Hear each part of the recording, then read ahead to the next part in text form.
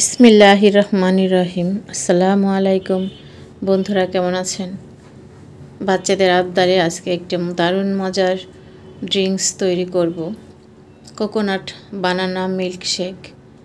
তো সেই জন্য প্রথমে আমি কিছু কাঠবাদাম ছিল সেগুলো টুকরা করে কেটে নিয়েছি, আর ডাবের যে নরম শাঁস থাকে সেটা টুকরা করে কেটে নিয়েছি। তারপর আমি ছোট ছোট দুটো বানানা ছিল সেটা কেটে নিয়েছি। তারপর কিছু লিকুইড দুধ, চিনি সব একসাথে আমি একটা ব্লেন্ডার জারে নিয়েছি, আর সাথে কিছুটা বরফ দিয়েছি। তারপর এটাকে আমি সুন্দর করে ব্লেন্ড করে নিয়েছি।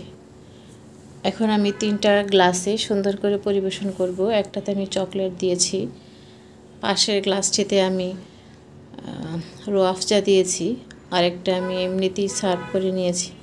দেখেন বন্ধুরা, দেখতে কতটা সুন্দর আর লোভনীয় হয়েছে, খেতেও কিন্তু খুবই চমৎকার হয়েছে। আমি খেয়ে দেখাচ্ছি আপনাদেরকে। একটা শেক আমি খেয়ে দেখাবো কতটা টেস্টি হয়েছে। তো আমি একটা শেক নিয়ে খাচ্ছি, খেয়ে দেখলাম সত্যি খুবই মজা হয়েছে। সবাই ভালো থাকবেন, আমার জন্য দোয়া করবেন।